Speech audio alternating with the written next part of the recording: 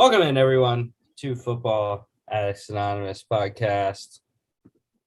Mark and I today. Mark's on his way to North Carolina. Happy Labor Day, everyone. Appreciate it. Doing a little traveling to a D2, D3 school. Yeah, so great weekend of college football, week one. A lot of fantastic performances, a lot of fun games to watch. I got screwed a couple times. I will talk about those in the few games that happened to me. Thank you. I will say Kyle Freeland just got out of a bases loaded, 1 out, double play. Thank you, Kyle Freeland of the Colorado Rockies. But yeah, like I said, bunch of games, fun games to watch this weekend. College football. I literally sat on my couch all weekend, had all 3 screens going. It's just great to have football back. That's all I have to say. Yeah, gearing up for Thursday night's NFL kickoff between the Cowboys and Bucks. We'll talk about that at the end of the show. Also go over all the NCAA NFL news and give our picks for the playoffs and who we think will make the Super Bowl and ultimately win the Super Bowl. So here we go.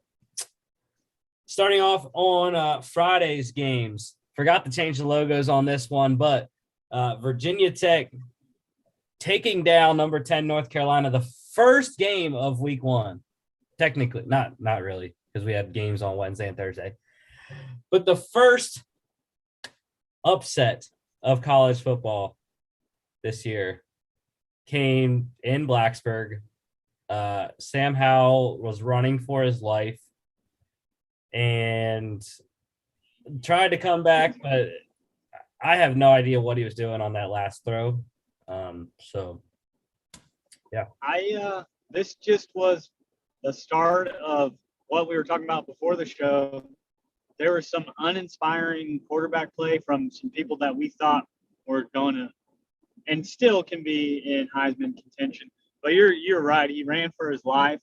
And if you would have told me that North Carolina could hold Virginia Tech to 16 points before the game started, I would have assumed that, that's going to be a win because we thought the offense wouldn't miss a beat, right? Mm-hmm. But they did lose two wide receivers and 2 running backs to the NFL, and then he was running for his life. And I think this stadium, I will say this, everybody had fans back in the game, but I think this stadium and Florida State's were just rocking and the loudest out of all the games. And I watched a lot of games over the weekend. I agree. Was just ridiculous. Enter Sandman for just amazing. They had it rocking and rolling there. Defense was fantastic, picking Sam Howell off 3 times. And yeah, I mean, the thing is they lost those 2 running backs, but they also got Ty Chandler from Tennessee in a transfer. Mm-hmm. Played decent. I mean, he only got 10 carries, but averaged 6.6 per with 66 yards. Would have liked to see him get more receptions. I know they barely threw to the running backs in this one. But yeah, Josh Downs was the only person that could catch the ball for UNC, as he had 8 out of Sam Howell's 17 completions. And that was really, I think, the biggest issue was that, okay, when Sam dropped back and Downs was covered, no one else was getting open. And then the offensive line couldn't hold up. And, yeah. I loved Mac Brown's press conference. He just said, I think, let's just come to the realization we're not a very good football team right now. And we were overrated. And I like coaches that are just blunt. He didn't shy away from it. We didn't play good football, and we're an overrated team right now. Yeah, I think obviously we're talking a lot about North Carolina, but the job that Justin Fuente and Oh Virginia yeah. Tech did, I had no idea Braxton Burmeister. I mean, he didn't even play that well, really. When you look at the stats, I mean, it was getting set up in short fields by the defense and playing field position most of the night, really. Um, the defensive statistics, though, I will say Amare Barno for the Hokies, 6 tackles, Mhm. four solos, 1.5 sacks, 3.5 tackles for loss, and 1 quarterback hurry. Um, he was probably my defensive player of the game. Virginia Tech covered plus 5.5, under 64. All right. Battle of Carolina, North Carolina. Charlotte taking down Duke, and everyone was like, wow, who knew Charlotte was the best team in North Carolina? Chris Reynolds played his butt off, 324 passing yards, 3 touchdowns for the Niners. And the thing is, the person that kept him in the game, though, was Mateo Durant, the running back for Duke. 29 carries, 255, 8.8 per, 3 Woo! touchdowns. Did put the ball on the ground once, though. That's a workload. Yeah. Charlotte also had 200-yard receivers. Victor Tucker went 8 receptions, 133. And Grant Dubose had 4 catches, 118 yards, and 2 touchdowns there. Did any of us pick Charlotte? Did we all, or did we all go on Duke? Nope, we were all on the Blue Devils. Yeah. Did not see this coming. I mean, I knew it was probably going to be a close game because we already knew Duke wasn't that good. But right. and it was. I mean, 3-point game. Charlotte went down at the end and won it. So good for the Niners. Bravo.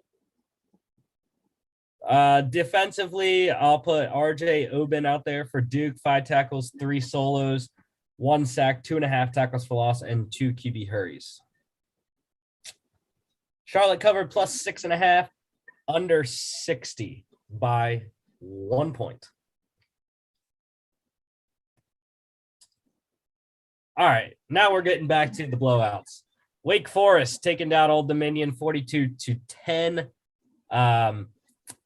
Sam Hartman, not a lot of yards, only 188, but did throw 3 touchdown passes in this one.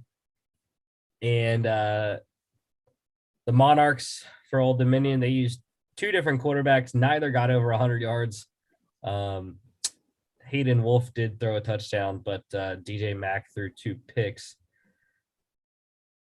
And yeah, I mean, not a lot of big stats in this one, really. Knew the Demon Deacons were going to win. Old Dominion's not that good. They haven't played in 2 years. So, yeah, that would have been a good lock pick. yeah.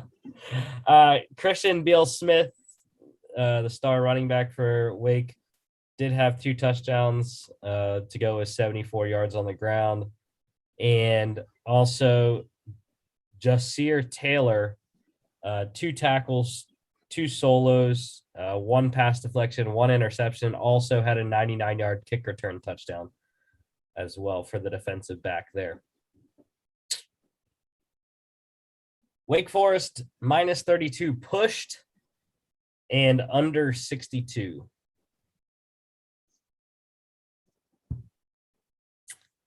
This was a fun one and one that none of us picked. Michigan State rolling over Northwestern 38-21. And the player of the game, Kenneth Walker, Michigan State running back, 23 carries, 264 yards, 11.5 per, and 4 tutties. 4 touchdowns is a good day, and none of us did pick this. And I'm thinking my week 1 picks did not pan out very well. Well, most of them that you went with me on, they were good. Yeah. And the couple that you went with Chris on didn't work out because I was Yeah. right on a couple of my solo picks. But yeah, Kenneth Walker stole the show in this one. Peyton Thorne, the new quarterback at Michigan State this year, he played decent, only 185 yards and a touchdown, but don't need to do much when you're running for 11 and a half yards per carry on the ground. Also, I thought Hunter Johnson, quarterback for Northwestern, played well. Almost 70% completion, 275 and 3 touchdowns. Didn't turn it over. It's just the defense surprisingly couldn't hold up after a great season last year from Pat Fitzgerald's defense. Yeah. That's really what I was banking on him. Just I think he's a good coach, and I was banking on the defense being a little bit better than it was. Yeah, and it definitely showed what they kept talking about during the game, though. They kept talking about what head coach Mel Tucker had been saying for Michigan State. He said last year was like an aberration. COVID, everything that was going on. They didn't play a full schedule. But he said last year was just a throwaway year, and this year is the real year that you'll see what his plan is for Michigan State. And they started off on the right foot. So we'll see. He was phenomenal at Georgia when he was here as our defensive coordinator. Yeah, and we'll see if they can play against a more high-powered offensive team than what Northwestern is. But yeah. All right. Michigan State covered +3 over 46. Here we go. This game was my favorite game of Friday. South Dakota State rolling Colorado State. Rolled them. 23. What I did not know was that Mark Gronowski, the quarterback for South Dakota State, his knee injury from the FCS National Championship game earlier this year was a season-ending knee injury.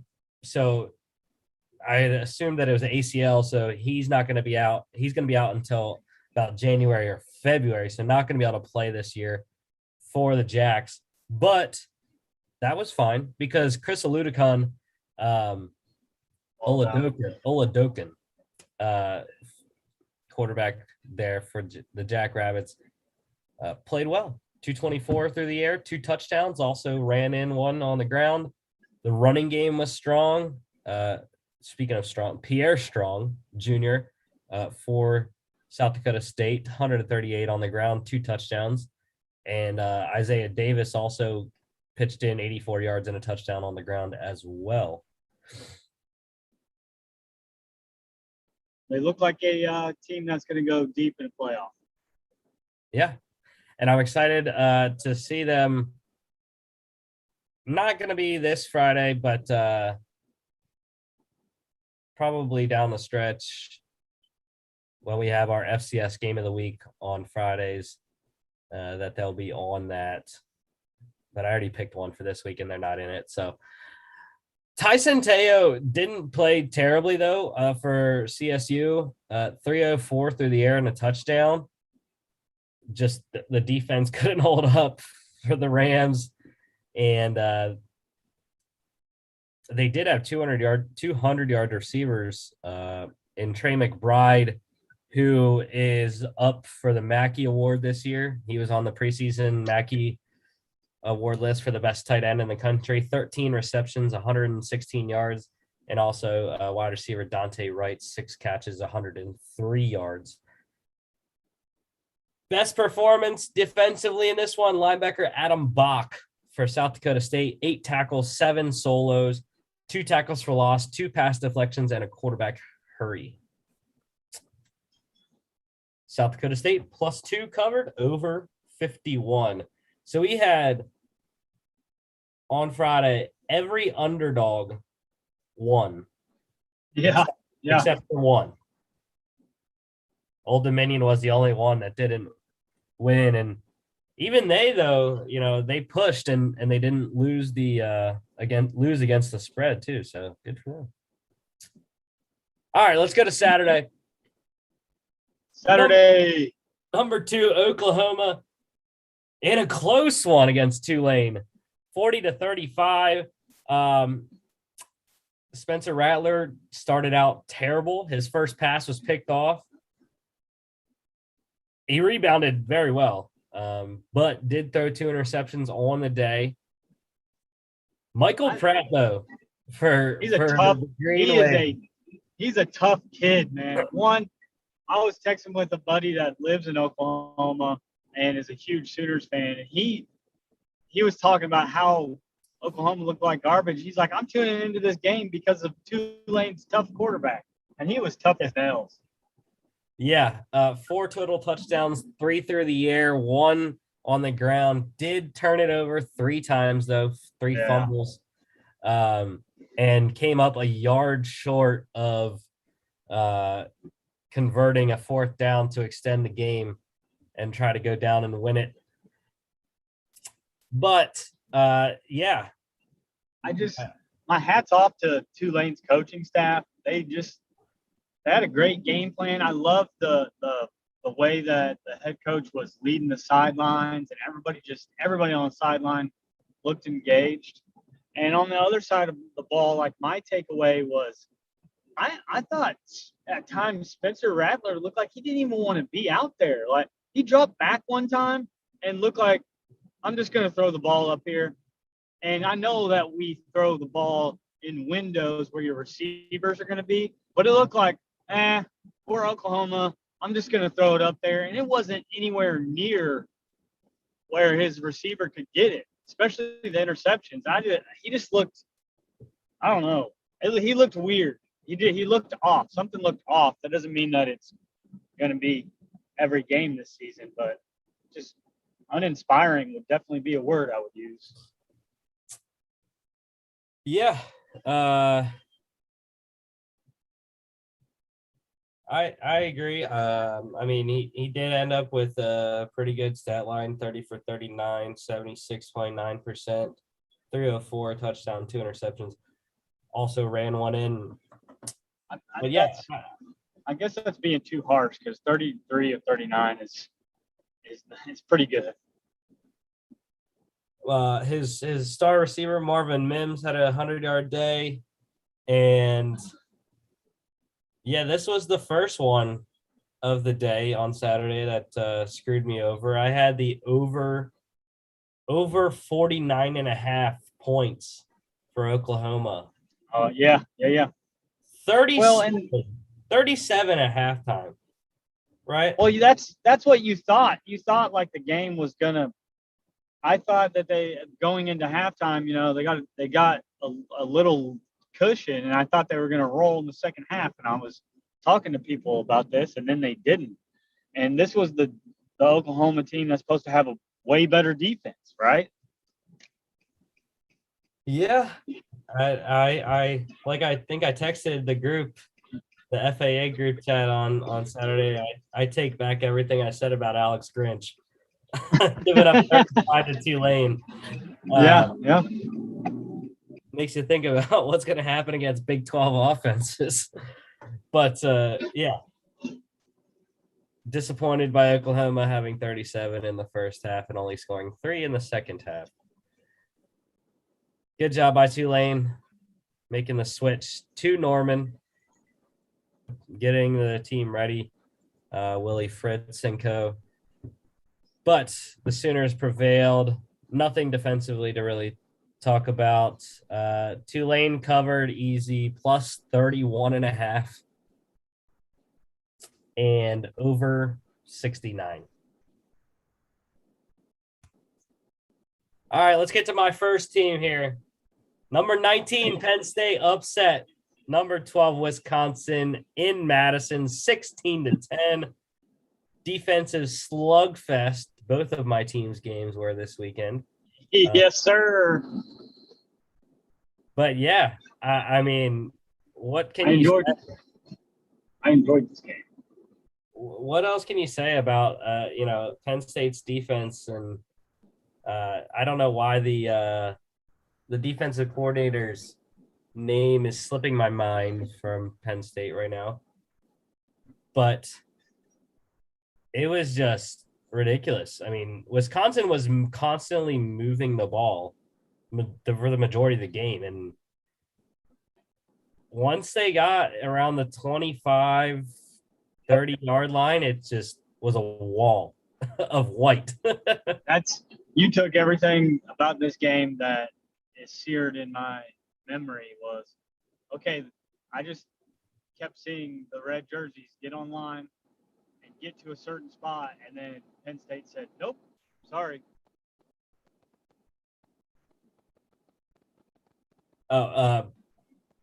Brent Pry, the DC for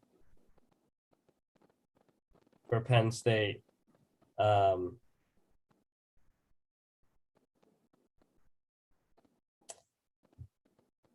I just remembered his name. So, yeah, fantastic job by him.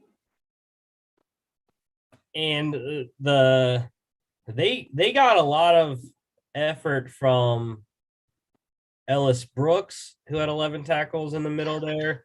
Jaquan Brisker, the safety, he's not on here, but for Penn State safety, he was hurt like 3 or 4 times and continued to come back on the field, just willing his body to get out there and play and tackle. And then also Arnold Ebiketie, the transfer from Temple, had an amazing game as well. 7 tackles, all of them solos, a sack, 2 tackles for loss, QB hurry. And then Wisconsin defensively, Jack Sanborn was all over the field. 5 tackles, 5 solos, a sack, and 2 tackles for loss as well. Really, I mean, the game was just deep downfield passing for Penn State. I think other than defense, that's what won the game. I mean, the Penn State receivers got past and behind the defensive backs for Wisconsin a bunch.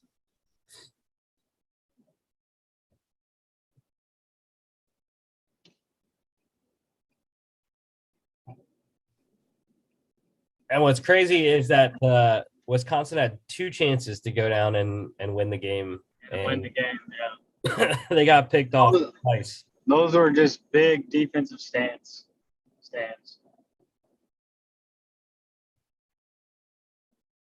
Oh, the Colorado Rockies are a fantastic baseball team.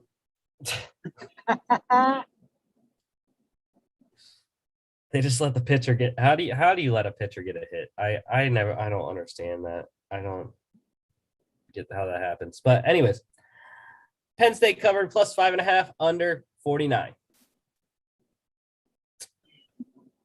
All right, this was one I was wrong on. Army railing Georgia State 43-10. Man, I'm glad I went Army on this one because they wasn't even close. And I was kind of confused on how they scored all these points because no one had any statistics that were. It's like that every time I look at a Air Force or Army game. Does that make sense? Like, I always like, where did the points come from? Yeah, I mean, because their leading rusher was their quarterback, Christian Anderson, with 55 yards and a touchdown. I didn't get to see this game, so that's that. When I saw the score, I said, "Oh, okay." And then I saw the stat line, and I thought the same thing. Is it turnovers? Well, Georgia State turned it over twice, but I think the biggest thing was that Army, the time of possession, Army had the ball for 42 minutes. Phew, wow. And I guess it was just because they scored 40. So they scored a point every minute, 42 points, 42 minutes of control. Yeah, I mean, that's a good philosophy. And I have on here what? 1, 2, 3, 4. 4 Army running backs scored touchdowns. One was actually a 40-yard receiving touchdown. Christian Anderson's only completion. And then both quarterbacks threw a touchdown for Army, and one Christian Anderson, like I said, ran one in. So I guess that's how you get there. But anyways, yeah, I was expecting a lot more from Georgia State. It's tough to score when, like I said, you're not on the field for 42 minutes as an offense. But Quad Brown did not. He was disappointing in this one. Destin Coates tried, I guess, but the Army defense was too good. Only 3.7 per carry there. So, yeah, it was. And also, Andre Carter, the linebacker for Army, 3 tackles, 3 solos, all 3 of them sacks, and 3 tackles for loss.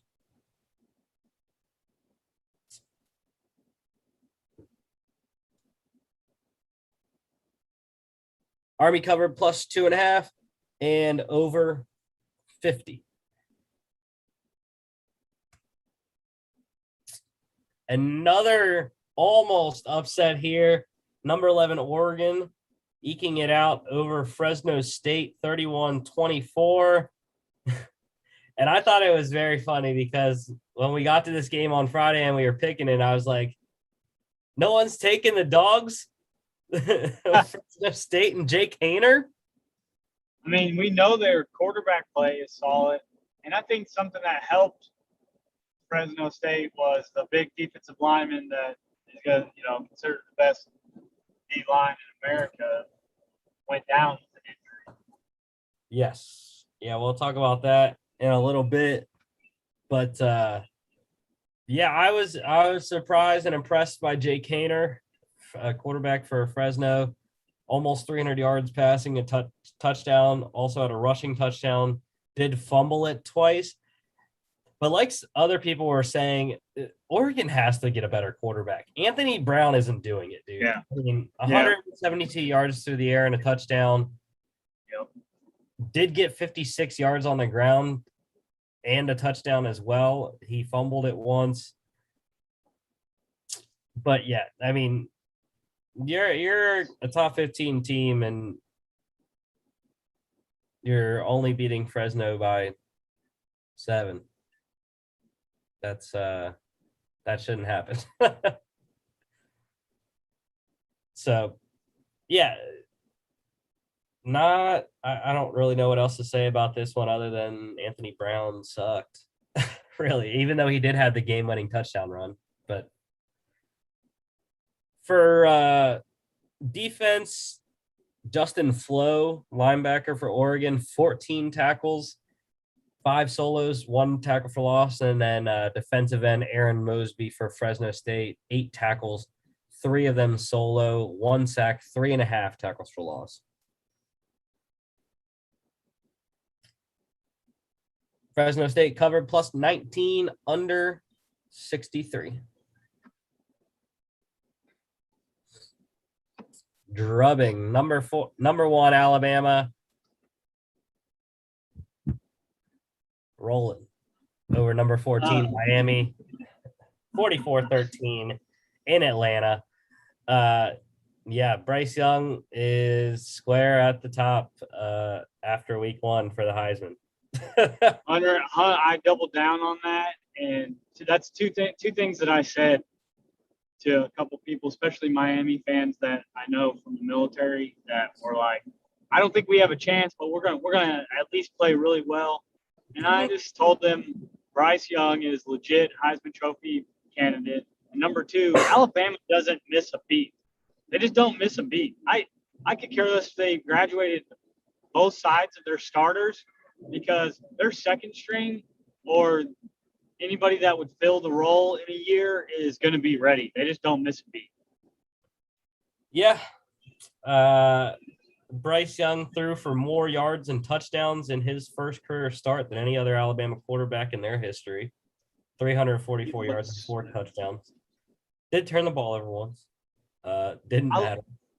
The one thing that I really liked watching him in this game was when he moved around in the pocket. Like everybody said, he's not as big as Mac Jones or whatnot, but he always had his head up and downfield, and he looks like he was able to sense pressure really well. And when he moved, he just kept his head downfield, and he can really throw on the move.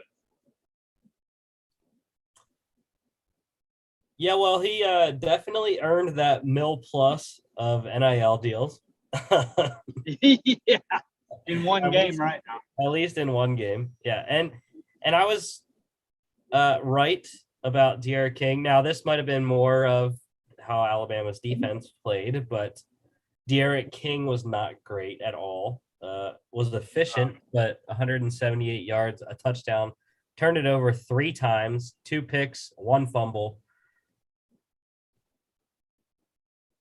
So I will continue with my I am not a big De'Aaron King person or believer. So what I was surprised, though, receiving wise, granted it was 1 big touchdown for Jamison Williams that took most of his 126 yards up, but John Mechie was the second leading receiver. I expected him to be the number 1. 6 receptions, 76 yards, and a touchdown, though. Not a bad day at all. And then a guy I hadn't heard of for Alabama, the tight end Cameron Latu, 3 for 43, also 2 touchdowns there. Big target. And defensively, the linebackers for Alabama were all over. Will Anderson Jr., 9 tackles, 2 solos, sack, tackle for loss. And then Christian Harris, 5 tackles, 2 solo, 1 sack, 2 tackles for loss. And yes, I turned this game off like midway through the second quarter to watch a different game because I was like, why am I watching Alabama destroy another person? Same thing. So, yeah. Bama covered minus 19.5 and under 62. Battle of Ohio. Yeah, Ritter, baby. I really wanted to pick him for the Heisman. I should have just picked him for the Heisman. Number 8, Cincinnati rolling over Miami, Ohio, 49-14. Yes, Desmond Ritter looked fantastic. 5 total touchdowns. 4 through long throws on the ground. His long throws were amazing. Yeah, 80% completion. And I mean, also, don't want to count out Jerome Ford on the ground for the Bearcats. 12 carries, 121 yards, and a touchdown as well. And this is a good team. This is a good team. Yeah. Was surprised Miami, Ohio got 14 on them, but that's probably a good surprise to have when you're that good. Yeah, Miami, Ohio quarterback not doing it. He did have only 9 completions for 109 yards, though. That's something to say for AJ Mayer for the Redhawks. But got to shout out my guy Mac Hippenhammer, former Penn State wide receiver at Miami, Ohio. 3 receptions, 64 yards. And defensively, Cincinnati corner Arquan Bush, 3 tackles, 2 solos, 1 sack, 1 tackle for loss, 2 pass deflections. And then for Miami, Ohio, defensive back John Saunders Jr., 32-yard pick 6 off of Desmond Ritter. Cincinnati covered minus 22.5 and over 49. See, Desmond Ritter had the over. That's why he threw that pick 6 to Saunders. Just in case the Miami Ohio defense offense couldn't score. God, Red Sox going to the top of going to extras right now. Dang it. All right. Well, going for the Battle of Ohio to the Battle of or not to the Battle of Iowa, not yet. Actually, that is not that's a couple games later. Never mind. I saw Iowa and I was like, let's go to the Battle of Iowa. But that was a terrible pick. We're gonna go to a Big Ten ranked matchup instead. This was also a terrible game. Number 18 Iowa rolling over number 17 Indiana, 34-6 in Iowa City. This is the one I was thinking of. Sorry. Yeah. Terrible. Michael Penix's return from ACL injury last year for Indiana did not go well. 3 picks, 2 of them to Riley Moss, and he took both of those to the house, 30 yards and 55 yards. And after that, there was nothing else. I mean, my question moving forward, because I guess a word to use, I've used uninspired, I'm going to use impressed. Is Iowa capable of playing with Ohio State? I don't think so. The thing is look at the offense though for Iowa. They really didn't do much. They didn't do much. Their defense got the job done.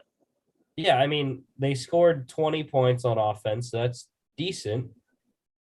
And I guess the thing is Spencer Petras, who I have said I don't believe in either. He was under 50% completion, only 145 yards through the air. The guy that I love on Iowa did have a good game, though. Tyler Goodson on the ground, 19 carries for 99 yards and a touchdown. But he did fumble the ball, and the majority of those yards came on one 56-yard touchdown run. Yeah. So, yeah, if they don't have the 2 pick sixes in this one, I mean, it's still 20-6, like I said. But and it was a home game, and they play a lot better at home. Yeah, I don't think their offense is enough. Their defense can play, but they can't score points the way other teams can score points. Yeah, against Ohio State, Wisconsin, even Penn State, we saw they have explosive elements to their offense. So Ty Freifogel did have a good game. Love him for Indiana though. Five catches, 84 yards, and then maybe the next great Iowa tight end. You know, they have a history there with that position. Sam Laporta, 5 receptions, 83 yards as well. Defensively, I already said him. Riley Moss, the defensive back for Iowa, he was the star of the game. 2 pass deflections, 1 tackle, 1 solo, 2 pass deflections, 2 picks, 2 touchdowns, 30 and 55 yards. Iowa covered -3.5, under 46.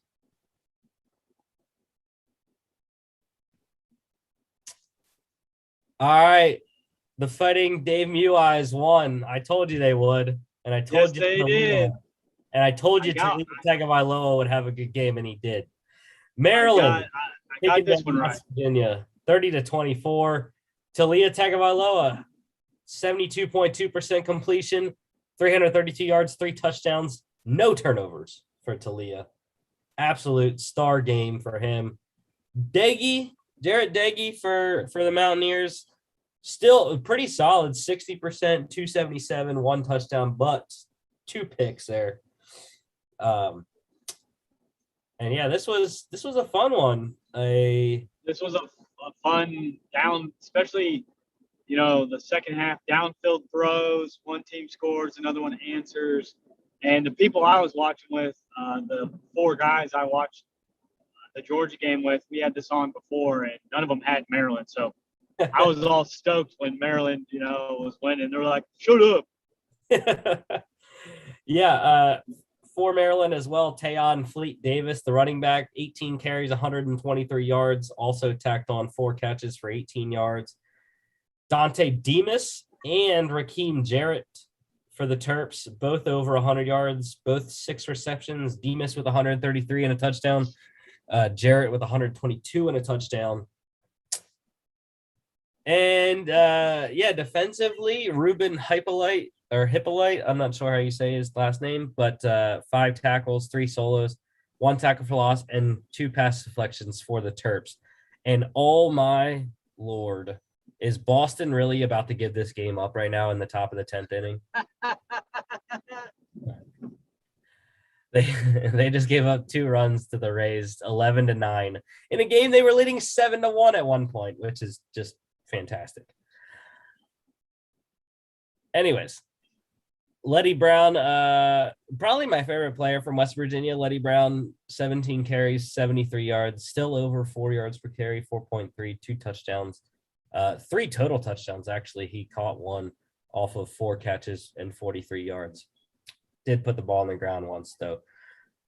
Maryland covered plus 2.5, under 57 by 3.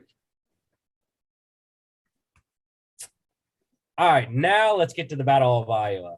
Number 7, Iowa State. Barely.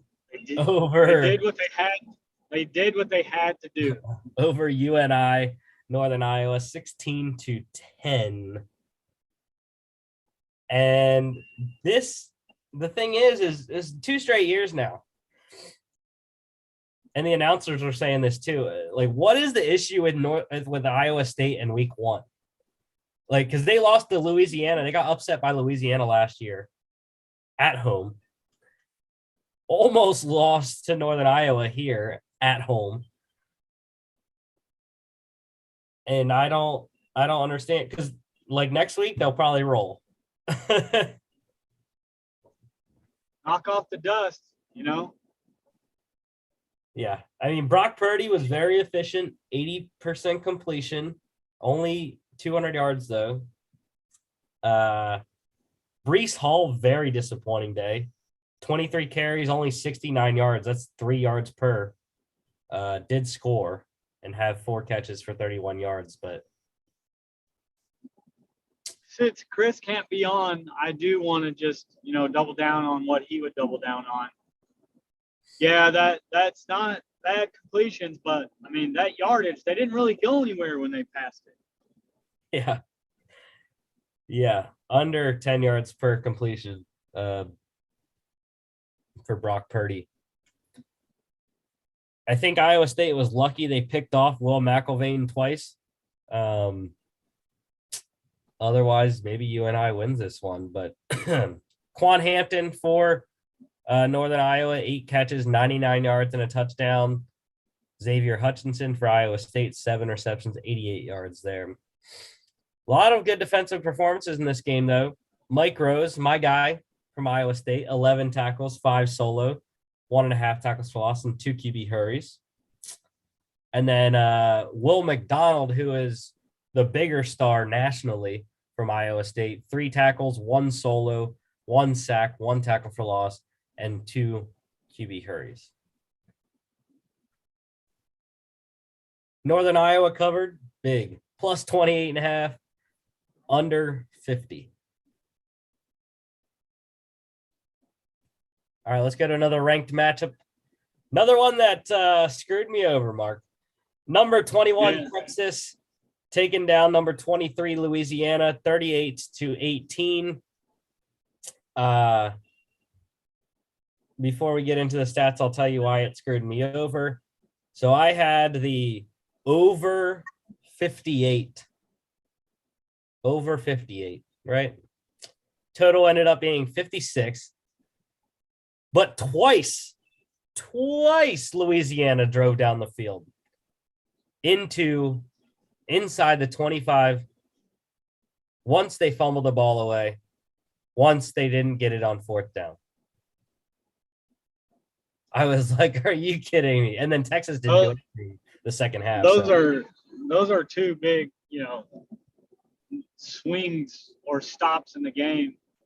And like I said, I believe in what Louisiana has built and Coach Napier, but I just didn't see – there's no way Steve Sarkisian is going to lose his first game, right, with a stacked running back on your team. Yeah, and, I mean, Bijan had a 100-yard day. But it wasn't like 5 total yards. wasn't electric or anything. I mean, he just got the job done. Yeah. I mean, it was 5.2 per carry, but yeah, it didn't seem like he was making that big of an impact on the day. But like I said, 24 total touches, 20 carries, 4 receptions, 175 total yards, 102 on the ground, 73 through the air, 2 total touchdowns, 1 on the ground, 1 in the air. So pretty good day. I was confused though on what happened with the quarterback situation for Texas because Hudson Card played the majority of the game, and then late Casey Thompson came in, and I wasn't sure why because when Casey Thompson came in, I'm pretty sure it was still within reach in Louisiana. Yeah. I mean, Casey Thompson played well, 4 of 5, 41 yards and a touchdown. I mean, you can't ask for much more than that. But yeah, I thought Hudson Card played very well in his first start. 224 through the air, 3 total touchdowns, 2 passing, 1 rushing, 66.7% completion. I feel like they didn't ask him to do too much, more than he was capable of doing.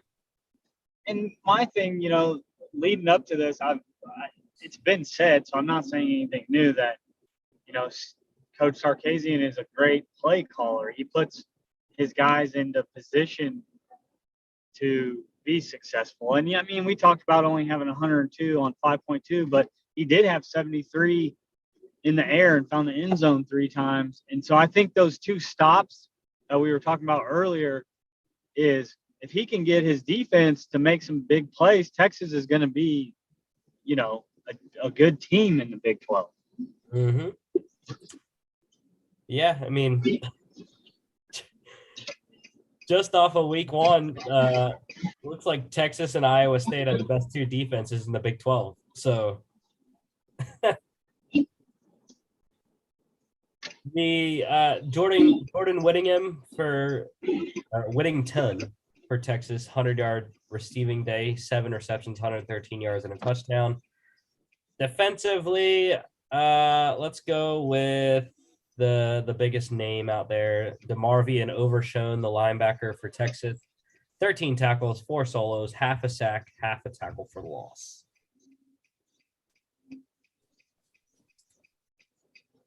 Texas covered -8.5, under 58. Still hurts, Mark. Still hurts. I just can't get over the 2 drives, especially the one that they fumbled on for Louisiana. I was like, bro, I don't understand how you fumble like that.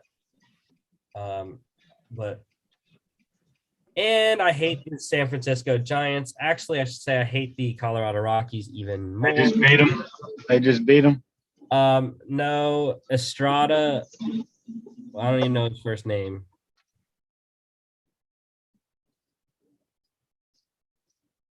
Thero, I don't know how you say that. Estrada for San Francisco just hit a home run to kill my under 5.5 first 5 and get towards killing my under 11 for the entire game, considering there's 7 runs now and they're only in the 5th inning.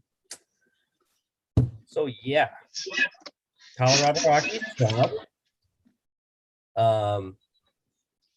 But anyways, California battle here. Number 15 USC taking down San Jose State 30-7. Keaton Slovis, pretty good. This one was close early, and at halftime, USC really came on strong in the second half. Mm-hmm. But Nick Starkel over 300 yards, but no touchdowns through 2 picks. And Mike London for USC over 100 yards, 12 receptions, 137 yards receiving.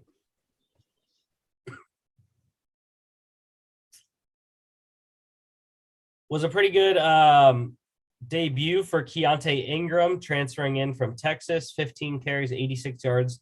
Also caught 1 for 5 yards. And yeah, I mean, USC got it done. tough opponent in San Jose State, though.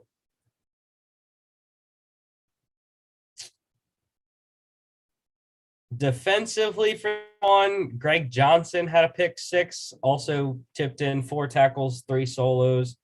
That pick six was from 37 yards out. And then Viliami Fehoko for San Jose State, 4 tackles, 2 solos, 1 sack, 1.5 tackles for loss. USC did cover minus 14, under 61.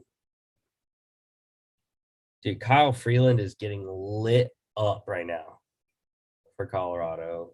They need, I don't know what they need. The Giants are just too good. And unfortunately, Chris isn't on today. But Campbell got smacked again by a Heisman contender in Malik Willis and Liberty, 48-7. Malik Willis, only 217 passing yards, did have 55 rushing and also 2 total touchdowns, 1 on the ground, 1 in the air.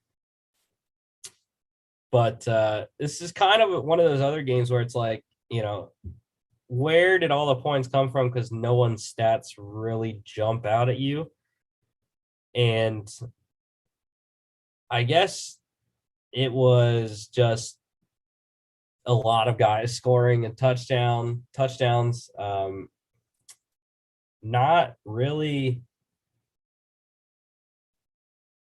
I mean, Malik Willis got pulled because they were up by so much, and then Jonathan Bennett also scored a touchdown passing and a touchdown rushing for the Flames. And yeah, they had 2 other running backs score touchdowns, 3 receivers scored touchdowns. CJ Daniels scored a 0-yard rushing touchdown. Didn't know what that meant, but it was on the stat sheet, so there you go. Good for him. Defensively, linebacker Roy Yancey for Campbell, 8 tackles, 5 solos, 2 tackles lost, and 1 quarterback hurry.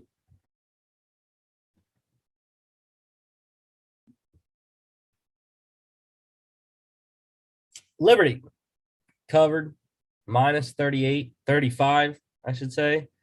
Oh, and Boston's trying to make a comeback. Thank you, Red Sox. Go walk it off. Who's up right now? I don't know. Under 65.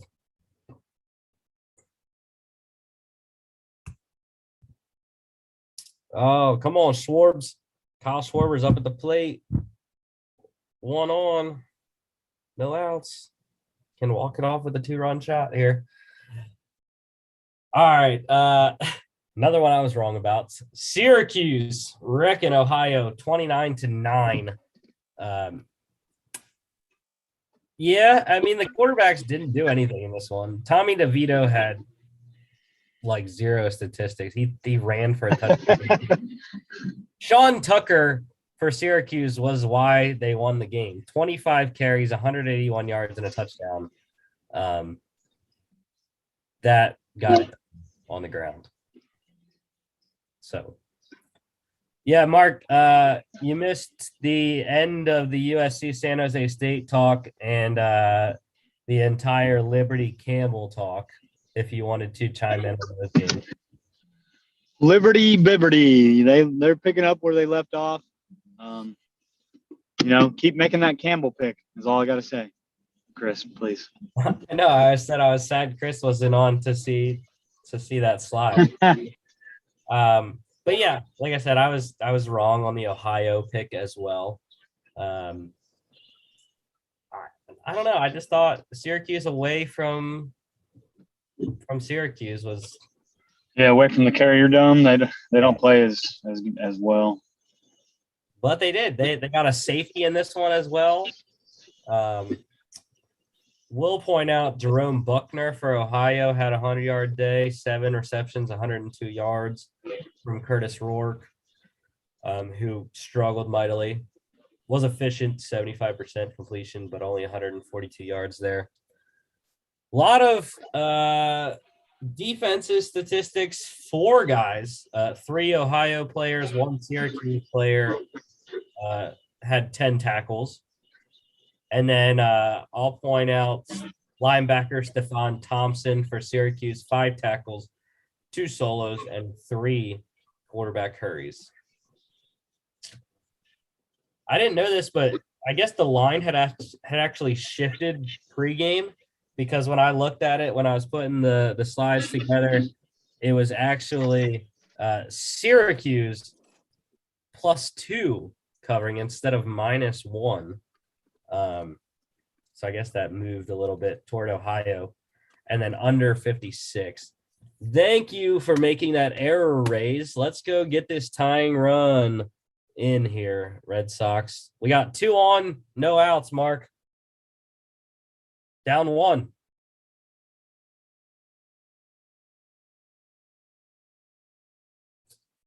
All right, Texas Tech rolling over Houston. Another one I got wrong. I know Mark was rolling with me on this one too, unfortunately. But yeah, Tyler Show, transfer from Oregon, looked pretty good in this one. Got a lot of help from Taj Brooks, the running back, with 134 yards on the ground and 2 touchdowns. But Show also scored twice, 1 passing and 1 rushing. And Clayton Tune, very disappointing performance here for the Cougars. 71.1% completion, only 174 yards. Did throw 2 touchdowns, also ran 1 in, but the worst stat, 4 interceptions, dude. Like, Houston was up 21-7 in this game, and they lose 38-21 in part because of the 4 interceptions for Clayton Tune. And I mean, they had, I don't know. I thought they had a good chance in this one. I can't stop talking about the interceptions though for Clayton Tune. Eric Ezukanma for the Red Raiders, though, 7 receptions, 179 yards receiving. That took up most of Show's passing yards. Nathaniel Dell for Houston, 7 receptions, 80 yards and a touchdown. Defensively, what else can you say about linebacker Rico Jeffers for Texas Tech, man? 4 tackles, 4 solos, 1 sack, 1 tackle for loss, 1 pick, and a touchdown. Pick 6. Certainly thought this was going to be a closer game than what it was. Yeah, dude. Like I said, I know you were rolling with me on Houston in this one, and it was 21-7 at halftime for Houston. And didn't all of us go with Houston? Oh yeah, I think we were all on it. But yeah, Clayton Tune throwing 4 picks. You can't do that. even when you account for all 3 of the touchdowns, can't throw 4 interceptions, especially a pick 6 from 13 yards out. Texas Tech covered +2.5, under 63. All right, we got 2 on, 1 out in Boston with the big man, JD Martinez, up at the plate. Need a hit here. Oh, and look at that. The Giants just keep killing me against the Rockies. All right, let's go. Let's do it. Mark, are you ready to talk about our dogs, baby? The best game of the weekend? It really wasn't. It was a shitty game. But if you like defense, this was the best game of the weekend. Number 5, Georgia taking down number 3, Clemson, 10-3. Go damn dogs, like I kept saying all weekend, especially on Saturday. But yes, the Georgia defense was stout as ever. Is legit. The Clemson offensive line was trash. And the thing is Georgia should have won by more than 7 points. Each offense only putting up 3 points. Chris Smith with a 74-yard pick 6 early on in the game. That was the decider eventually.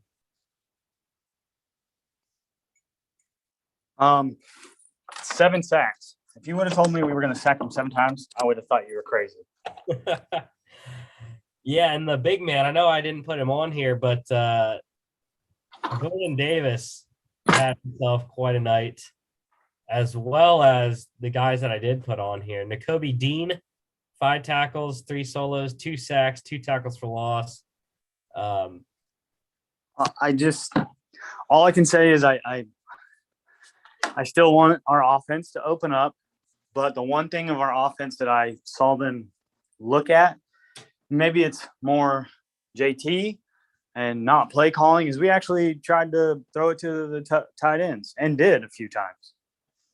Oh, it was more than a few times. Brock Bowers had himself a night.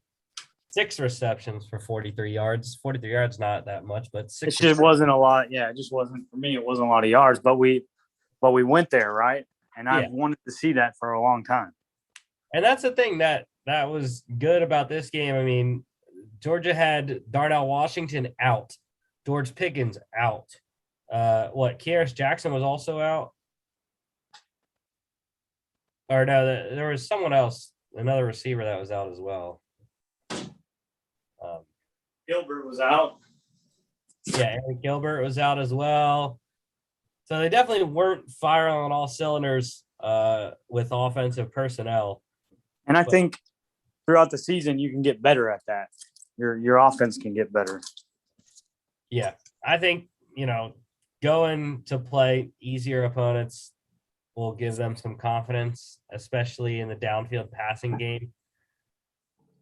The one thing I didn't like was the penalties. It just was sloppy. Yeah, I will say Darian Kendrick, the Clemson transfer, had a solid game on the outside. Joseph Ngata, I don't know if it's Ngata or Nada. I don't know. But 6 receptions, 110 yards. He was the only one DJ could find in this game. So, yeah, I mean, not very good for either offense, but Dogs got the win somehow.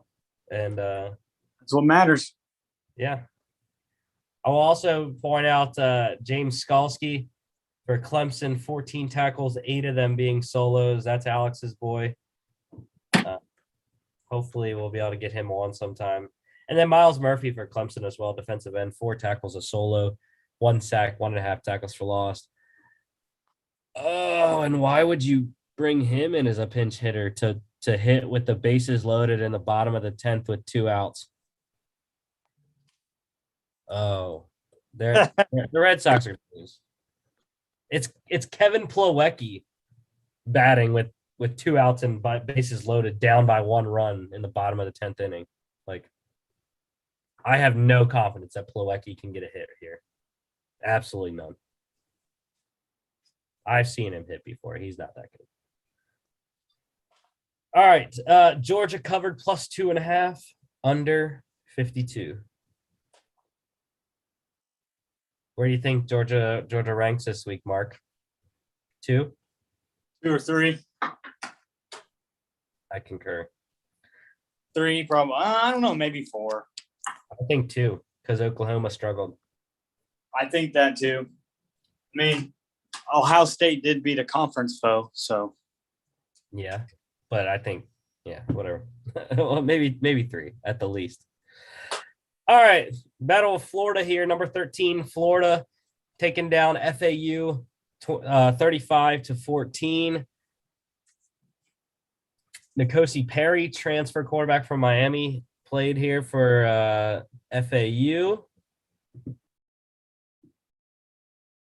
Decent, not great. Only scored once. I guess Florida actually played defensively in this one for once. Emory Jones, not a good debut at all.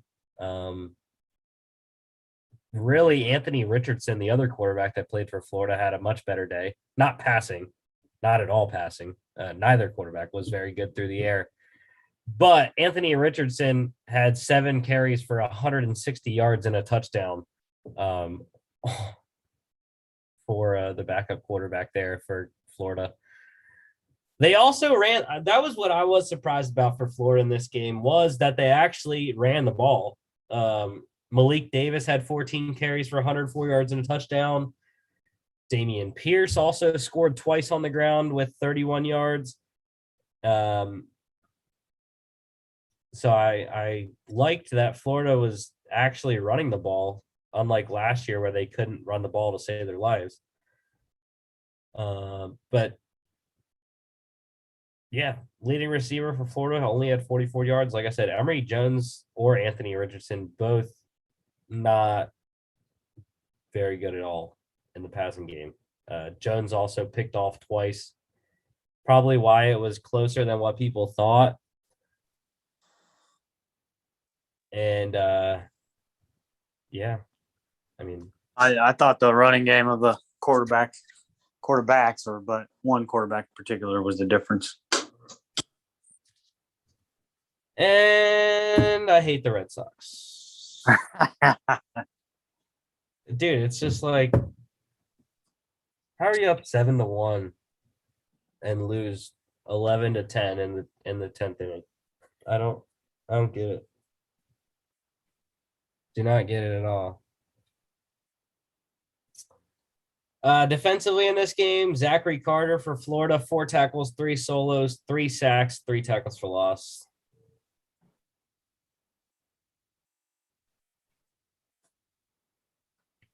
FAU did cover plus 23.5. I'm an under 52.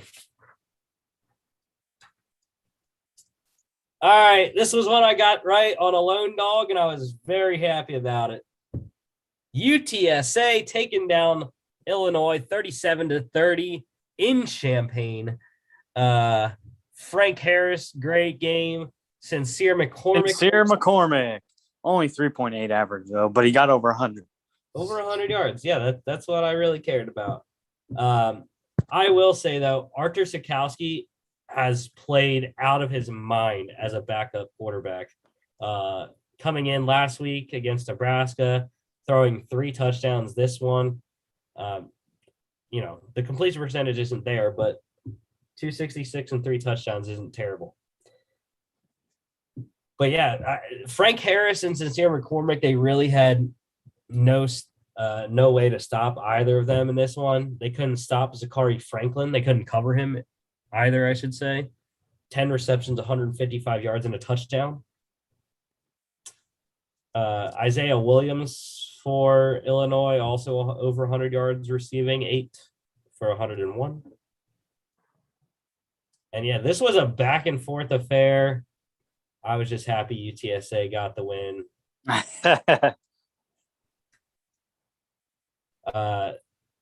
Devin Witherspoon for Illinois, the defensive back, 9 tackles, 7 solos, 2 tackles for loss, and 2 pass deflections.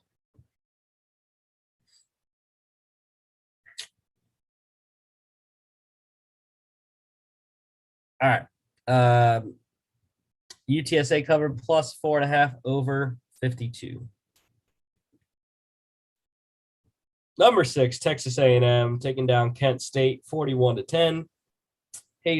Haynes King made his debut and threw 3 picks for the Aggies. He did, and I think when you look at a game like this, they just have more talent, like bigger, faster guys, because he didn't necessarily have a good showing, if that makes sense. Well, luckily his buddies on the ground got it done. Devin Chain, 12 for 124 and 2 touchdowns, and then your guy Isaiah Spiller, 17 carries, 113 yards, also chipped in 2 receptions for 24. And that offensive line just push them around. Yeah, my guy Dustin Crum didn't do much, throwing 2 picks. Kent State quarterbacks combined threw 3 interceptions, so I guess that evened out the Haynes King 3 picks. But Anais Smith, also star for the Aggies, had 100 yards, 8 receptions, 100 yards, 2 touchdowns. Also put the ball on the ground once. And then 2 guys with 2 interceptions. Leon O'Neal Jr. for A&M, 2 picks, and a 85-yard pick 6. And then Elvis Hines for Kent State had 2 interceptions as well. Oh, nice. And this one, Nice. I know for bettors was a sweat for Texas A&M minus 29.5 because Kent State missed 2 field goals, back-to-back drives in the fourth quarter. They missed field goals to secure the minus 29.5 for Texas A&M. Bettors gotta love that. Unfortunately, one of them wasn't me. I didn't play anything on that game. Under 66, though. I think this next one was the shocker of the weekend, and I am I should write a heartfelt apology to the Montana Athletic Department after saying that they were going to get destroyed. Here's the beauty of this. I got to talk to the athletic director theirs during the week about being director of student development, athletic director for student development. And I sent a message and said, what a win. And later on, after we won, they said, congratulations, go Dogs. So I thought it was pretty cool exchange. Yeah, dude, Montana upsetting number 20 Washington 13-7. Dylan Morris threw 3 picks for the Huskies. And I think that's why the Grizzlies won. I mean, Xavier Harris ran for 70 yards off 15 carries. That's good average, 4.7 there. Otherwise, I mean, it was really the defense for Montana. I mean, you can see linebacker Patrick O'Connell, 10 tackles, 8 solos, 2 sacks, 3 tackles for loss. You also had linebacker Marcus Wellnell, 12 tackles, 6 solos, a sack, tackle for loss, pass deflection, and a pick. And then safety Gavin Robertson just put in 5 tackles, 1 solo, and 2 picks himself. So, I mean, the defense for Montana was there all night. Dylan Morris struggled. One thing I was happy about for Washington, though, another Mackey Award guy that I think will be in contention for that. Cade Otten, 8 receptions, 82 yards. He is, I believe, by far the number 1 target for Washington. So.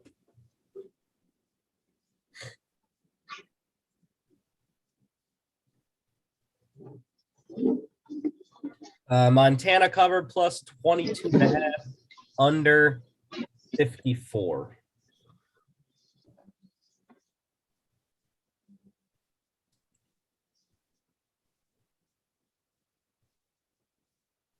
Give me a sec here. UCLA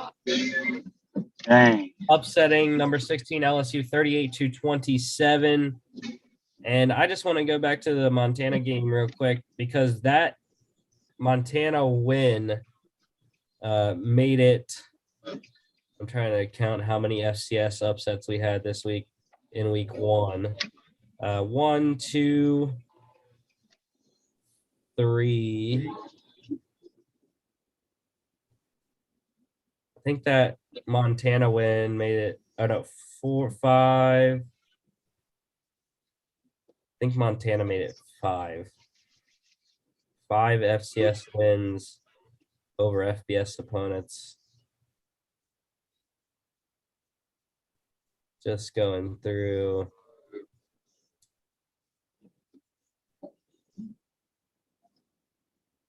No, 6.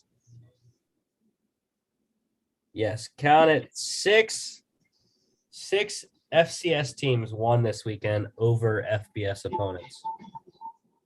You had the Montana game, who beat Washington. East Tennessee State. I know, big time win. not even close either. They beat Vanderbilt, SEC Vanderbilt, Not 23-3. Not close. Yeah, those two, and you had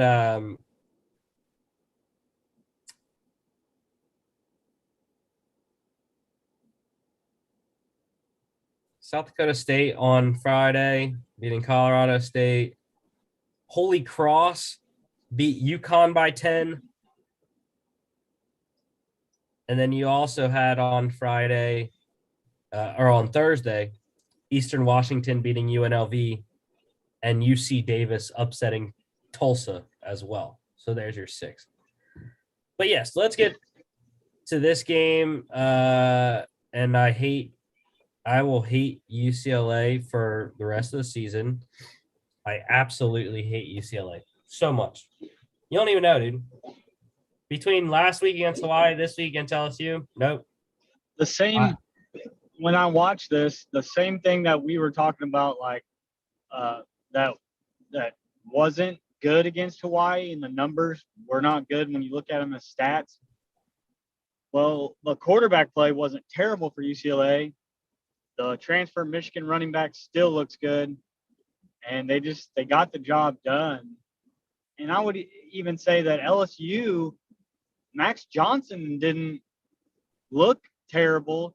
I was just surprised by LSU's secondary, especially with Derek Stingley, or I'm saying his last name wrong, but the All-American cornerback they have. Yeah, Derek Stingley. Didn't look good. I mean, had to try to travel across the country. I get it, but yeah, interesting season.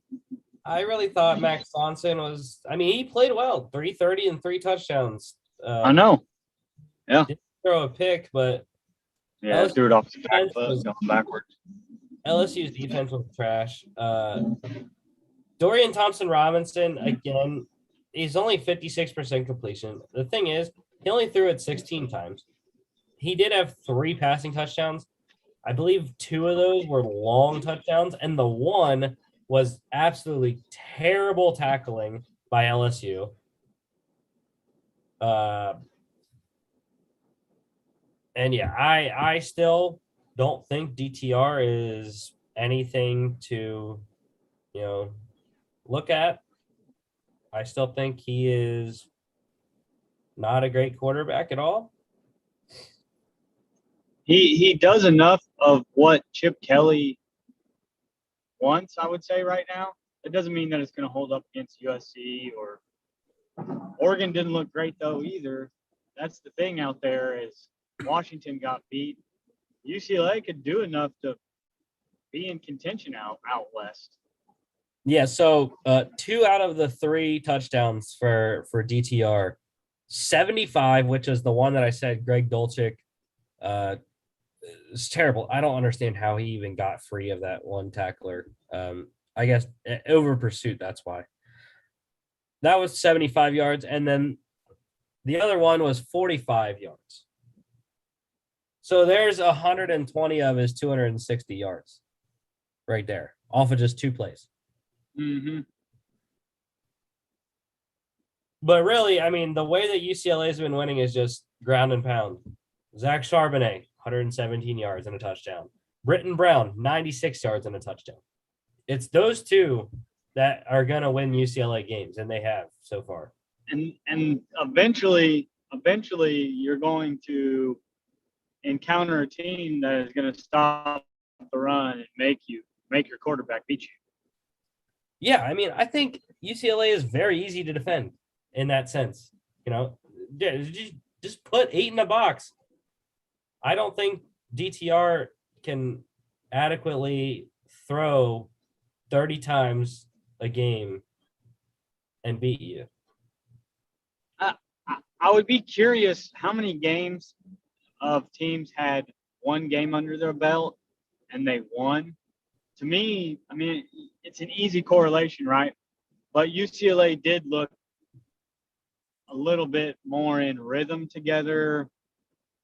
And I wonder if that has something to do with it. If LSU would have played somebody last week, would they have looked that are traveling out there. I don't know if they would or not. That's the thing that also makes me mad about UCLA. Their schedule is flipped. They have only 5 away games. And those 5 are Stanford, Arizona, Washington, Utah, and USC. So they play 3 ranked teams technically right now. Washington, we know, won't be ranked anymore after their loss. But they get Oregon at home. I mean, come on, dude. Like, they get Colorado at home, I think, is another top Pac-12 contender. I don't know. It's just so annoying for UCLA. I hope, because they start out the season with 3 straight home games. They actually don't play this weekend. Their first bye is this weekend coming up. So they don't play for 2 weeks.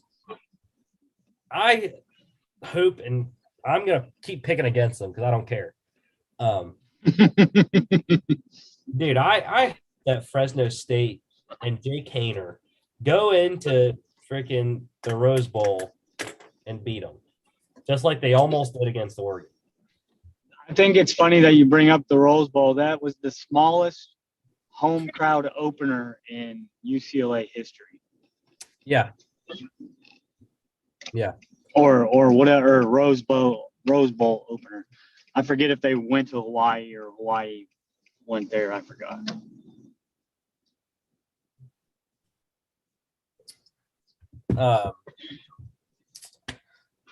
But yeah, Keyshawn Butte. I still don't know how to say his last name.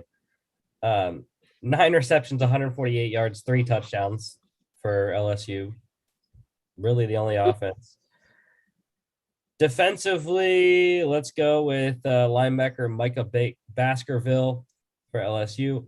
5 tackles, 4 solos, 2.5 tackles for loss. UCLA covers plus 1.5 over 64.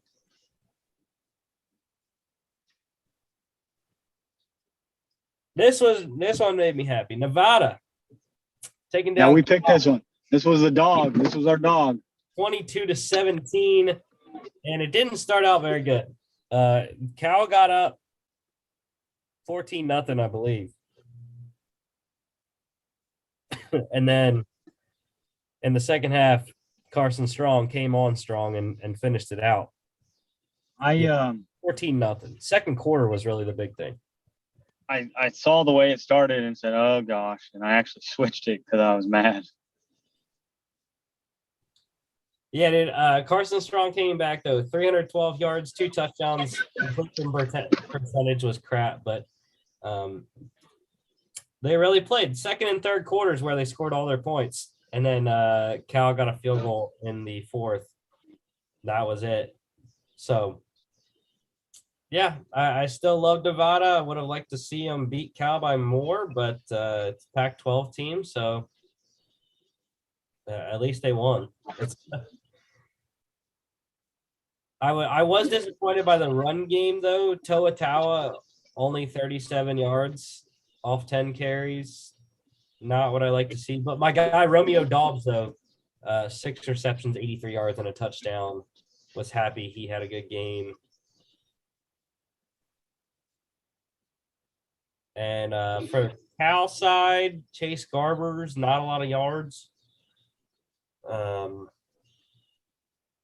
Really, they didn't do much offensively at all. But, yeah. Defensively, I'll probably go with defensive end J.H. Tevis for Cal. 6 tackles, 3 solos, 2.5 tackles for loss. Nevada cover plus 3 under 53.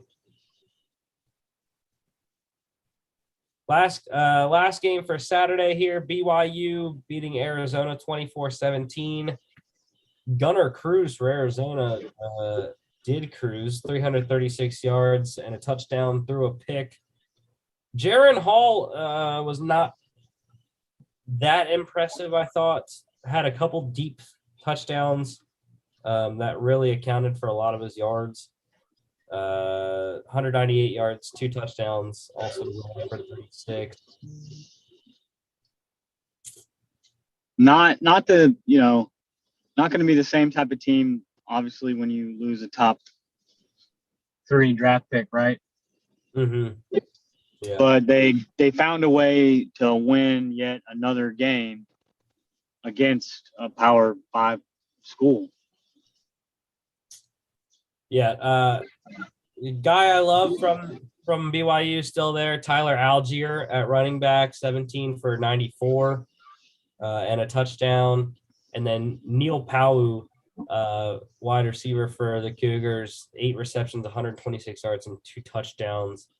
Also 100-yard receiver in this one, Stanley Berryhill for Arizona, 12 receptions, 102 yards. And I'll just defensively, there's only one.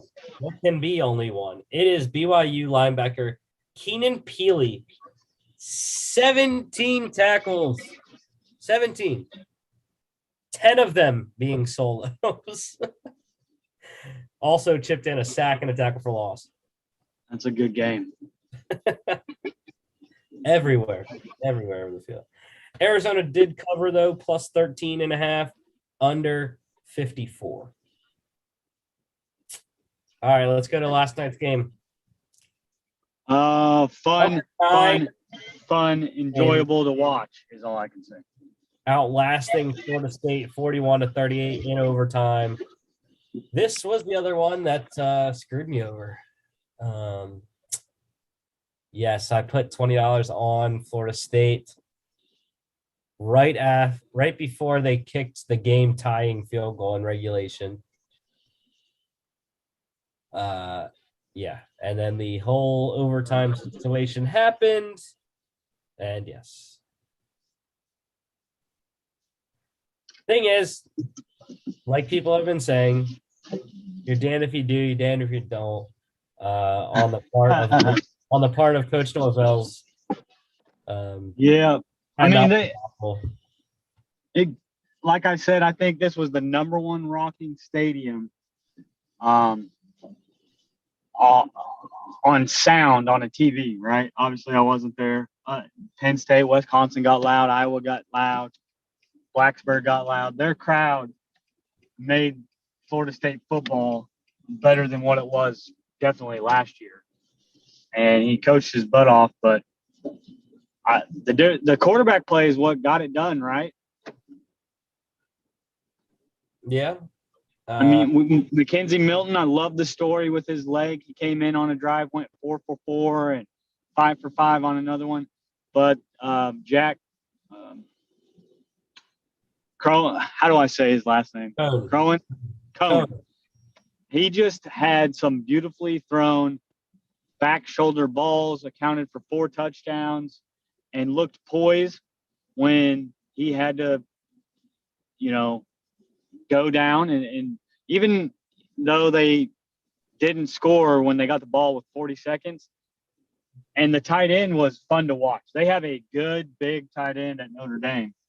If he catches that ball that slipped through his hands, because what he did is he turned up and looked, thought he had caught it and started running without the football. They're in field goal range. And so I was pretty impressed with the quarterback play.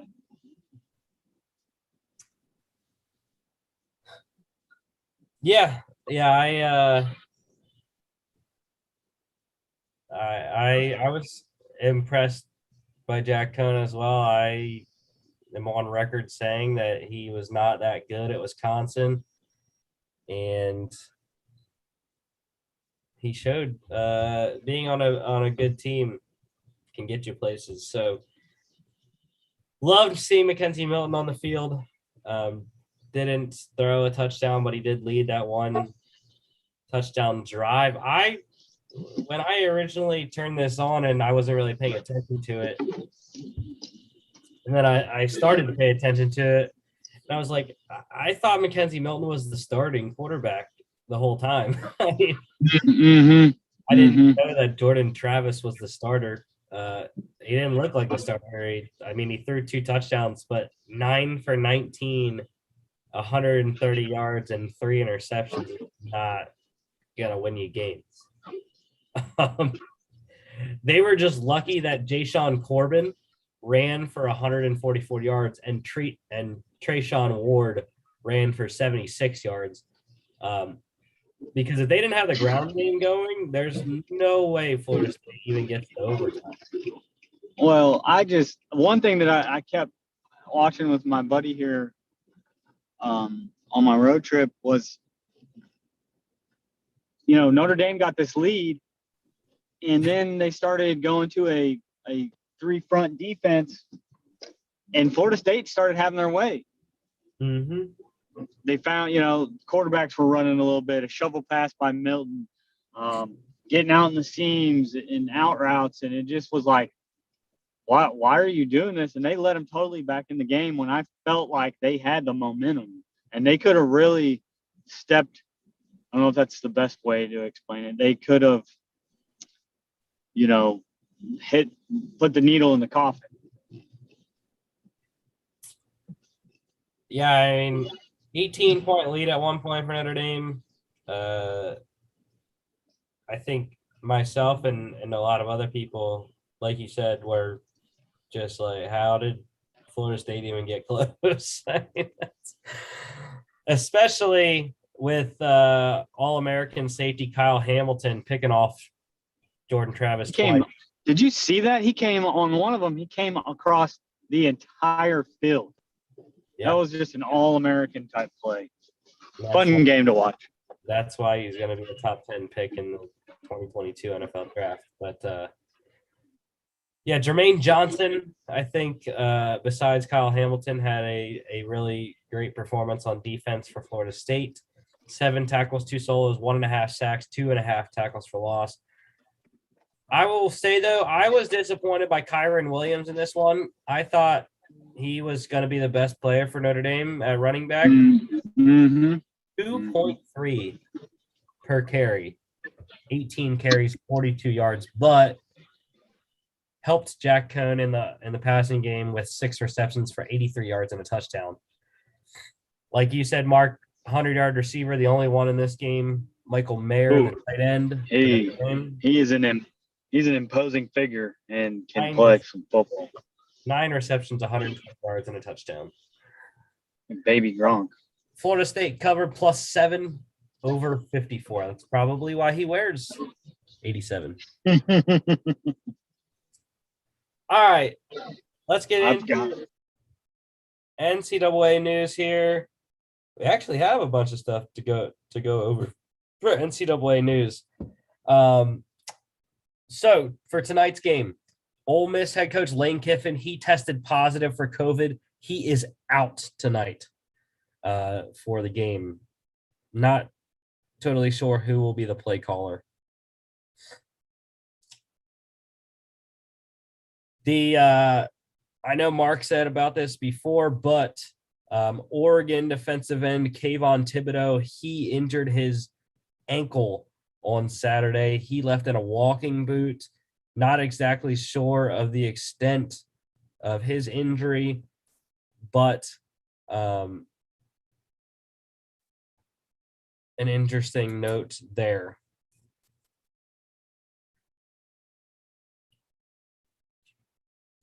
Okay, that's an interesting note there. Also, other injuries around college football, major injuries here. Michigan wide receiver Ronnie Bell, he is out for the season. He has a knee injury. So does Minnesota running back Mohamed Ibrahim. He is also out for the year, knee injury there. So Minnesota loses their number one their number one offensive piece.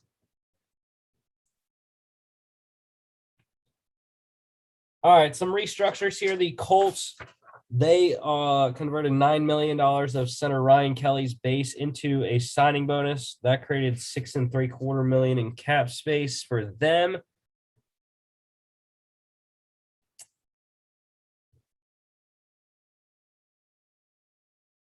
The Raiders also reworking or converting $12 million of defensive end Yannick Ngakoue's base salary into a signing bonus. They also added 3 void years to the end That created $8 million in cap space. Rams, they reworked punter Johnny Hecker's deal. That created about $1 million in cap space and also changed his 2023 contract year to a player option. So he can get to free agency quicker.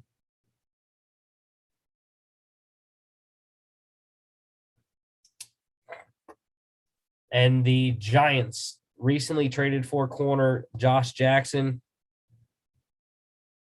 They reworked his deal. He got his salary lowered from $1.33 million to $920,000.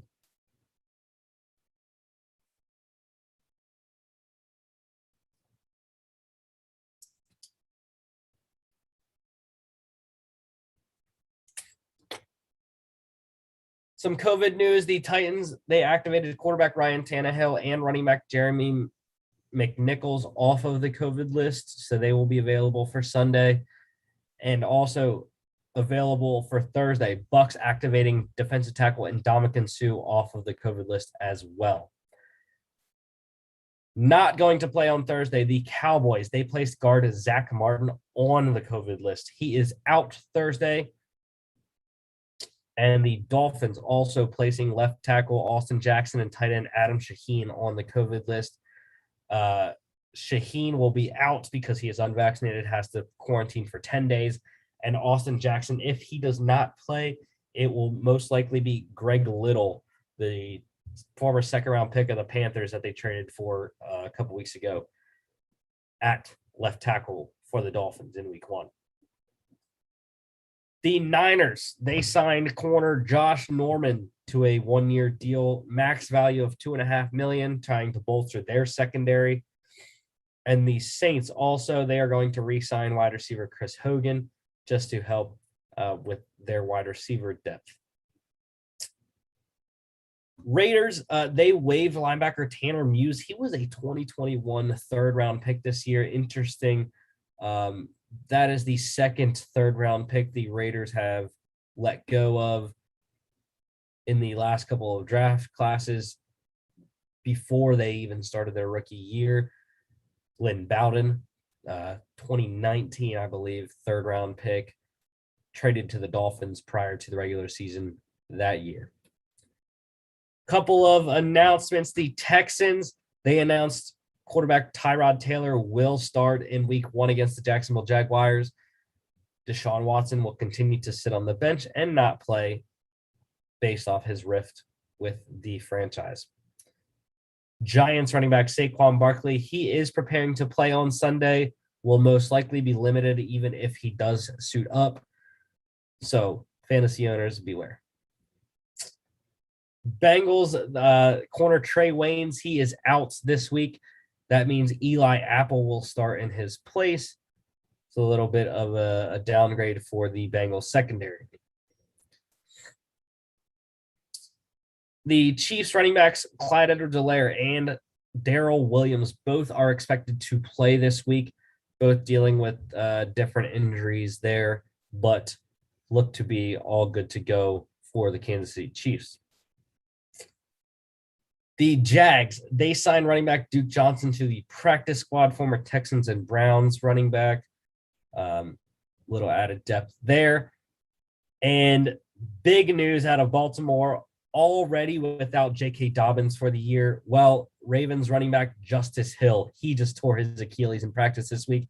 He is out for the year as well. That necessitated the workouts of running backs Le'Veon Bell and Devontae Freeman trying to shore up that position as Baltimore gets ready for the season. The Saints also worked out corner Desmond Trufant, trying to help their secondary. And reports are that they are going to sign him. So that is all the NFL news we have. Excuse me. Let's go on to our conference playoff brackets and how we think they will shake out, and ultimately how the Super Bowl 56 will shake out this season. So we'll start off Chris's bracket. He has the Chargers at number 1, 13-4. Titans winning the AFC South at 12-5. The Bills at the number 3, winning the AFC East at 11-6, and the Baltimore Ravens finishing at 10-7 and winning the AFC North. Now the Chiefs finished second in the AFC West, also 13-4 as the 5 seed. 6 is the Colts in second in the AFC South at 11-6, and the Steelers finish off the playoff group at 10-7 and second in the AFC North. Wild card weekend, Chris has the Titans taking down the Steelers to move on and host a divisional round playoff game against the Buffalo Bills, who he has beating the Colts. They are actually the 3rd seed, not the 4th seed. And then he has the Chiefs upsetting the Ravens in Baltimore to head to LA to face the Chargers. In the divisional round, Chris has the Buffalo Bills upsetting the Titans in Tennessee and the Chiefs upsetting the Chargers in LA. AFC Championship at Buffalo, Chiefs, Bills. Now, Mark follows almost the same as I have, but he has the Chiefs at 13-4 at number 1, Bills at 11-6 at 2, Titans at 11-6 at 3, and the Steelers winning the AFC North at 10-7. 5th seed is 12-5 LA Chargers.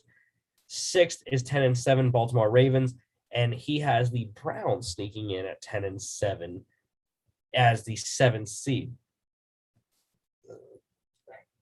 Mark has the Steelers beating the Chargers in the opening wild card round. The Bills taking down the Browns, and the Titans beating the Ravens. Just like me, though, he also has the Chiefs and the Bills in the AFC Championship game in Kansas City. So unlike Chris, our champ game is in Kansas City, not in Buffalo. Like I said, it's pretty much the same thing for me. I have, however, the Colts as the 7th seed at 10-7 as a rematch of last year's playoff games between the Colts and Bills and Titans and Ravens. Steelers do beat the Chiefs, the Chargers, though, head to Kansas City. Same thing. Bills face the Titans in divisional round. Bills beat the Titans. Chiefs beat the Steelers. It is Chiefs, Bills in the AFC title game. Now, NFC for me, I have the Tampa Bay Bucks getting the number 1 seed this year, 13-4. The LA Rams right behind them at 12-5, winning the NFC West. The Packers winning the NFC North at 11-6, and the Cowboys winning the NFC East at 9-8. 5th seed, I have the Seahawks finishing at 12-5. The 6th, the Niners at 10-7. So 3 teams from the NFC West in here. And then the Saints getting in at 10-7 as the 7th seed. Wild card weekend, I have the Niners upsetting the Packers in Green Bay. The Niners have been a thorn in Aaron Rodgers and the Packers side. Granted, both games have been in San Francisco. Last 2 NFC Championship games that they are last 2 times they played against San Francisco, they've lost in San Francisco. So I like the Niners to upset the Packers there and head to Tampa Bay for the divisional weekend. I had the Rams beating the Saints and the Seahawks upsetting the Cowboys in Dallas. I don't think it's that much of an upset. Whoever faces the NFC East champion should win. All right, divisional weekend. I have the Bucks taking down the Niners to get back to the NFC Championship game, and the Rams taking down division rival Seahawks, getting revenge for last year's playoff loss and beating them to go to Tampa Bay for the NFC Championship game. Mark has the same thing, except he has the Cardinals in as his 7th seed at 10-7. And he has the Packers beating the Niners. Yeah. First slide is a little bit screwed up, but it's all right. He actually has the Packers winning in the wild card round. That would put them in the divisional round against the Rams, who he also has beating the Cardinals. He also has the Seahawks beating the Cowboys, which makes them go to Tampa Bay in the divisional round. Now, this one is correct. He has the Bucs beating the Seahawks in Tampa to go to the NFC Championship game, and the Packers upsetting the Rams in LA to go to Tampa Bay in the NFC Championship game. 3 straight game NFC title games for the Packers here for Aaron Rodgers. Now, Chris's NFC bracket, he has the Bucs at number 1 as well, the Rams at number 2 as well, the Packers at 3 as well, and the Cowboys at 4 as well. A little bit elevated records for the Packers and Cowboys, I believe. 5th is the Niners at 12-5. 6 is the Saints at 11-6, and 7 is the Seahawks at 11-6. The same teams, different order. But wild card weekend, he has the Niners beating the Cowboys to get to Tampa Bay, the Rams beating the Seahawks, and the Packers beating the Saints. Rams host the Packers. He has the same thing as Mark does. Bucs beat the Niners. Packers upset the Rams in LA. NFC title game again for the Packers. Now, Chris's Super Bowl championship weekend, he has the Kansas City Chiefs heading back to the Super Bowl for the 3rd straight year, and the Packers upsetting the Bucs in the Super Bowl in the NFC Championship game in Tampa. So both lower seeds making it, and then he has Aaron Rodgers securing his 2nd Super Bowl title against the Kansas City Chiefs in Los Angeles. For me, the Bucs are back in the bowl. 2nd straight year for Tom Brady into the Super Bowl with the Tampa Bay Bucs beating the Rams at home. And then I had the Bills upsetting the Chiefs in Arrowhead. I think it's the Bills' time. They are the number 2 seed. Those number 1s are incorrect, but I think it's the Bills' time. They can beat the Bucs. Let's go Bills. This is what I have my Super Bowl matchup as anyways. And then for Mark, he has the same NFC Championship game as Chris, same AFC Championship game as me, but he has the Chiefs getting back, just like Chris does against the Packers, except Mark has the Chiefs winning 2 Super Bowls in 3 years. Now, tonight's game, Louisville at Ole Miss. The line has changed a little bit. I know it is now 9 for Ole Miss Rebels. Lane Kiffin out, like we said. I don't know. I think Matt Corral, it'll be interesting to watch Matt Corral play. I think they should roll over Louisville. I don't think Louisville's that great of a team. Scott Satterfield is a pretty good head coach, but even with Lane Kiffin out, not calling the plays, I think Ole Miss and Matt Corral should have enough firepower to beat Louisville. And the over-under for this one is set at 75. I have the under. I have Ole Miss covering 8.5 and the under. I actually put it at 74.5, so it's moved up a half a point. But, yeah, I think it's going to be under, especially with Lane Kiffin out. It's going to be a different type of offense, I think, not going to be as explosive. And I don't think Louisville will score that many points in this one, even with Ole Miss's defense. So I like under 75. 8 o'clock Eastern, ESPN, about 2 hours away. About 1 hour away, I should say. I have 5:50 Central Time here. So, all right, and then Thursday, Cowboys at Bucs, NFL kickoff game. So excited to have the NFL back. It is the Cowboys at the Buccaneers. I dread that we are all 3 on the Tampa train, but it is Tampa Bay for a reason. It is Gronk. It is Fournette, Godwin, Evans, Shaq Barrett, JPP, Levante David, and Ndamukong Suh. Devin White. I mean, there are just so many names in this one. They shouldn't have an issue with the Cowboys. Cowboys offensive line, again, is not what it used to be. I think they're going to have a field day up front for Tampa. I don't know if they cover 8 where it's set at right now. They probably should. I wouldn't touch that one though. Over under is 52.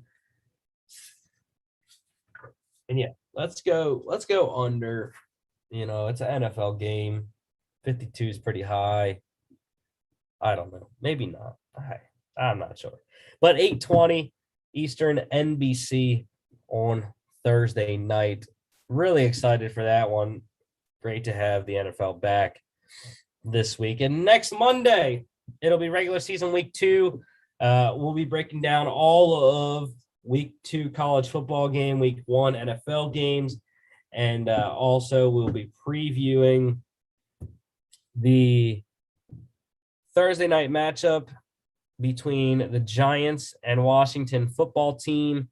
And we will also preview the Thursday night matchup between Ohio and number 23, Louisiana.